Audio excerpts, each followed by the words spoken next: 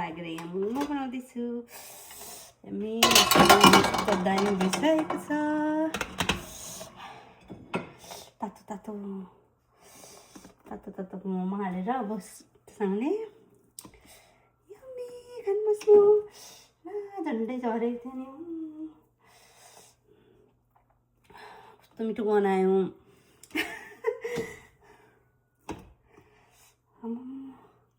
कस्तो मजाले पाकेको छ। अनि मसँग चाहिँ यहाँनिर हेर्नु यस्तो दामी अचार बनाइदिएको छु। पिरो डल्ले खोर्सानी यति धेरै लाएर होइन सुरुप सुरुप खानु के दामी छ नि। म चाहिँ यहाँ लगाएर